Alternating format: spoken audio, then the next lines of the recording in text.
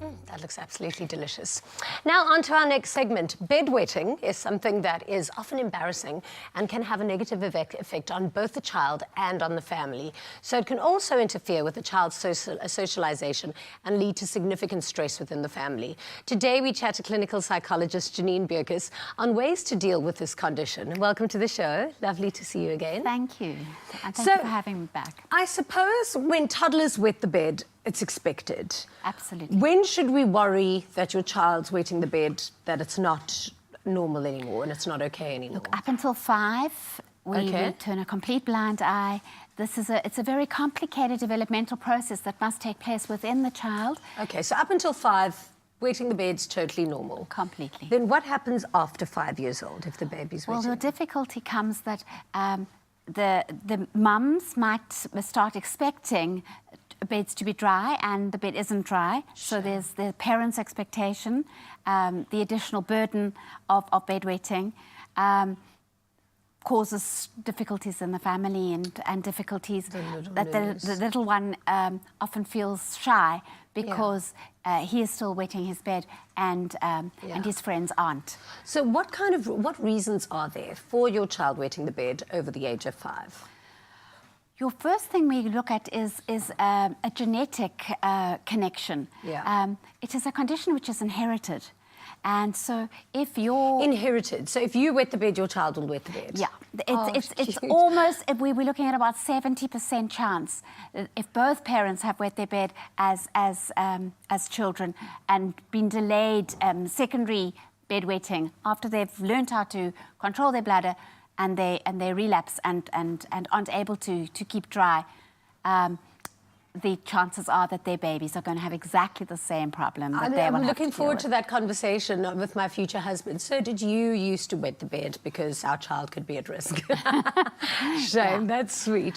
So how do you help your child if your child does wet the bed? Like, what kind of things can you put in place to prevent it? I think the first thing is to deal with your own issues of your history and your memories of wetting your own bed, and to work out for yourself what was helpful and what was not helpful, so that we don't inadvertently repeat the same trouble.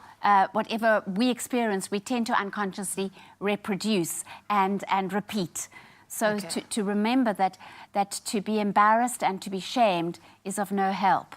But is it, like, if a child wets the bed, is it sometimes a sign of other things going on in his or her life? And are there kind of psychological repercussions of it? Yeah, certainly. If round about 6, your little one has been dry and then suddenly starts wetting his bed, you're going to start looking at what are the things that are making him more stressed and unhappy, and investigate that.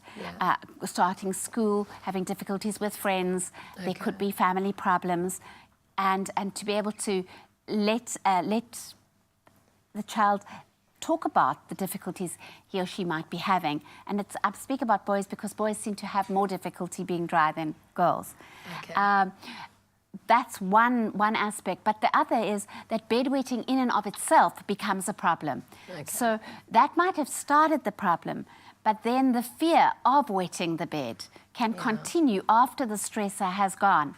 And so when a child goes to bed fearful of wetting the bed, the chances are he will wet the bed, and then there'll be the embarrassment and the shame afterwards, which will add to the fear the following night. So it's to break that cycle. So my little godson told me, and he's sweet, he says that in his dream he was having a pee, and then he said when he woke up he really did have a pee. And that is so common. I think our biggest thing is that when parents can say, this is utterly normal, I did it myself, this was my problem, you will outgrow this. And it will take time. Maybe you can involve your little one in helping you to wash the sheets, not because it's a punishment, but because it's a joint shared activity. This is part of life, this is part of family life. Should that be the attitude to a child bedwetting? Oh, don't worry, it just happens. Like, if you make an issue about it, then will it become an issue? Then it becomes an issue. Okay, makes sense. So it is a trouble, we acknowledge it. Most important thing also is that in the family, there can be teasing. And while we shame. can't control teasing outside of the family, Yeah. you can control teasing within your family. Your Yeah. home has got to be a safe home. And anyone who teases a sibling who is wetting and needs to be addressed and helped. And it needs to stop. Yeah. So that it's support and love Exactly. and making light of, and we move on. And being sympathetic Sure. to the person who's going to have to launder more. Definitely. You know? Kids are so precious. Yeah. Thank you so much for being on the show. It's such a pleasure having you here. Thank you.